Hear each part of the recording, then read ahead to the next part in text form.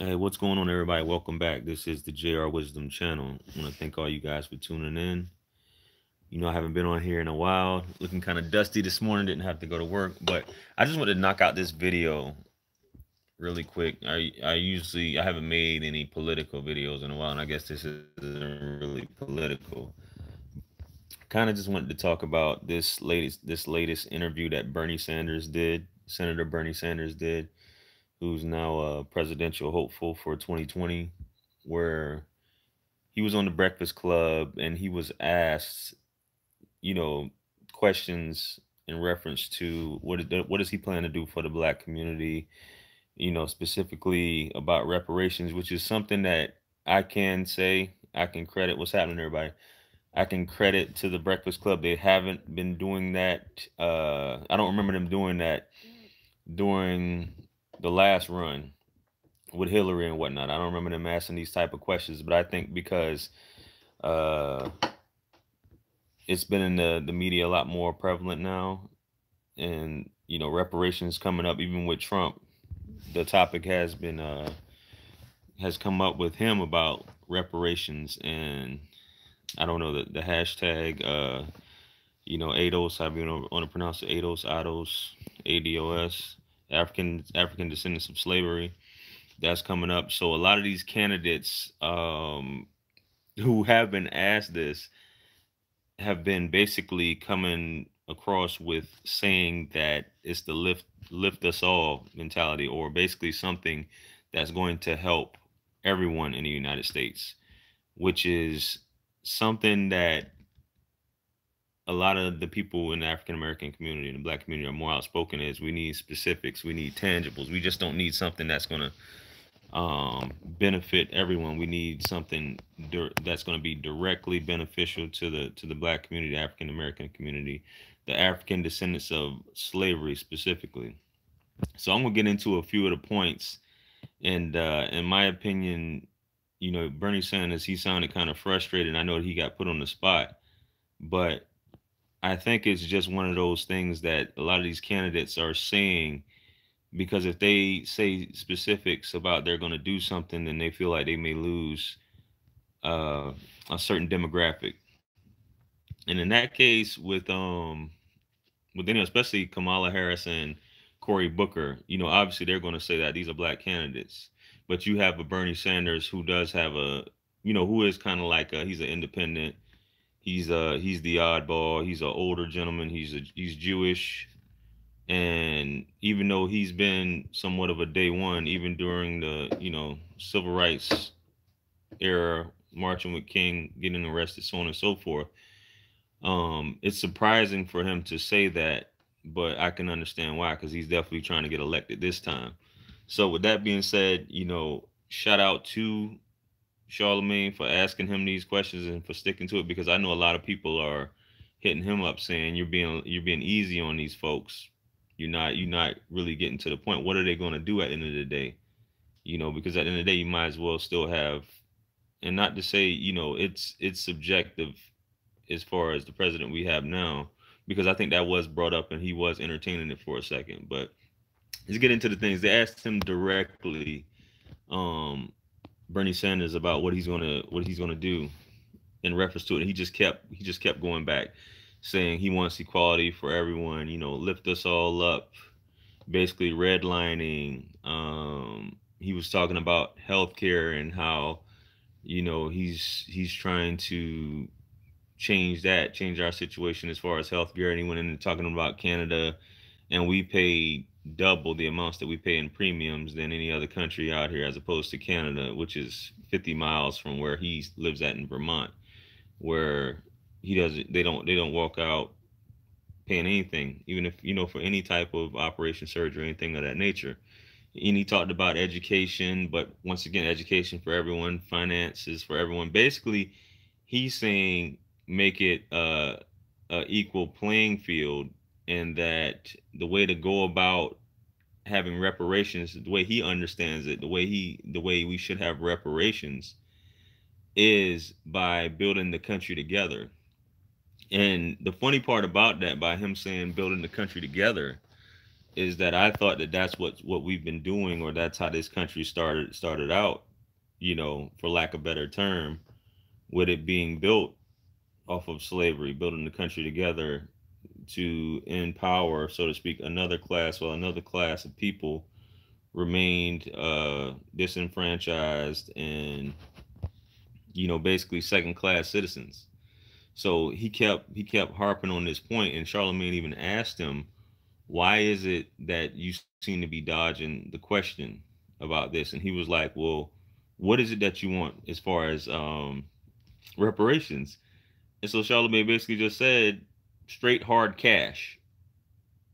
And Bernie was like, "So every African American, you want me to cut him a check?" He was like, "Yeah." He was like, "Well, basically, why would I do that? The Native Americans didn't get cut checks when they got wiped out just before the colonization of the United States. When the Europeans came in here, they didn't get cut checks. So that was what his retort to that, so to speak. But if you look at it, there's a graph here about there's a history of payouts and reparations in the United States, and I'm just gonna go over a few of them that you guys may be aware of, may not be aware of, and it's just in the United States and Canada as well. And we're not even going. I mean, I'm going to go over all of these, but obviously we're going to harp on more the ones that's more specific to the United States. 1990, the United States paid out 1.6 billion to the Japanese Americans, and obviously I'm assuming that's due to World War II. That's $20,000 each. That was back in 1990. 1990, Austria paid 25 million to Holocaust survivors. There's Jewish claims of Austria. Obviously, that has nothing to really do with the United States. Who knows if the United States actually funded that? Also, 1988, 1988, Canada gave out 250 square miles of land to, let's just say, the natives, because we don't want to. I just found out Eskimos what is a derogatory term as well, but they were given 250 square miles of land. 1988, Canada gave out 230 million to Japanese Americans. 1986, the United States paid out 32 million to the Ottawas of Michigan. It's 32 million based off the 1839 treaty. 1985, the United States paid out 31 million to the Chippewas of Wisconsin. 1985, United States paid out 12.3 million to the Seminoles of Florida. 1985, the United States paid out 105 million to the Sioux of South Dakota. 1980 was they paid out 81 million to the, if I'm mispronouncing this, the Klamaths of Oregon. 1971, United States paid out 1 billion plus 44 million acres of land to the Alaskan Native settlement. 1952, for example, Germany paid out 822 to Holocaust survivors. 1865 to present, African descendants of slavery have yet to receive anything, and having enduring the, slavery, Jim Crow, redlining, the fair housing, which that actually obviously came about a week after MLK was assassinated, but that was for everyone as well, not just African descendants of slavery, not just African Americans, not just black people. That was for everyone. So as you can see, I just read off this list of reparations that were paid out, not all by the United States of America, but predominantly everything I read off was by the United States of America. And not only that, a caveat to that is that there are Native Americans or tribes of Native Americans who have reserved land, which is rightfully so. Don't pay taxes, reservations, so on and so forth. And there's things like that. And whether they specifically, you don't hear about them dealing with Jim Crow, it's more of a African American thing. Not to say that Native Americans didn't have to deal with things in their own way, but as far as basically the forefront, you got African Americans. So the interview basically was more so prison reform and him speaking on taxes, which he says he has no plan on lowering the taxes. Obviously, if we're getting free healthcare, but that's for everybody at the end of the day. So he's talking about distressed communities, things like that, but no cash payouts. So with that being said, as far as going to the polls, if you're planning on voting, voting is, whatever candidate you're going for, make sure there's tangibles. We're not talking about um, your local government and things like that. Just overall, these candidates, which is the hard question. Don't just take lip service.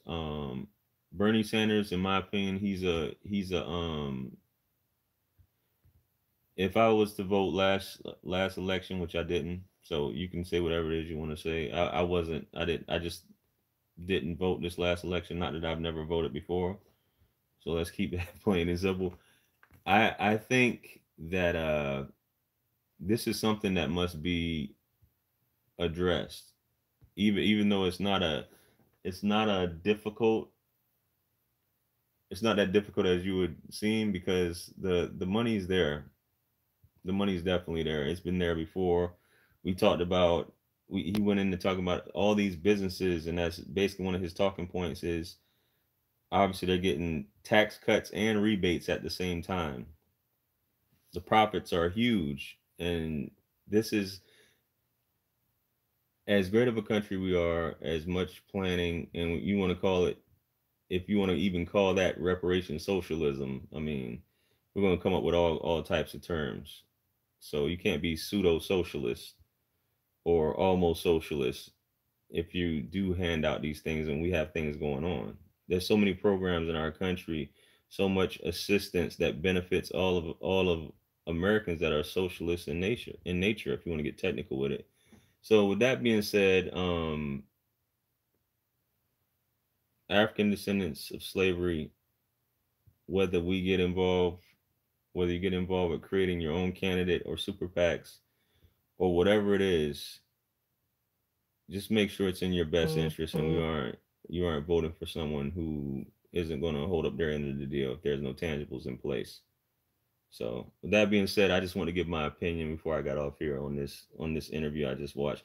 I encourage you guys to watch it. You can just, I'm not going to link it in here.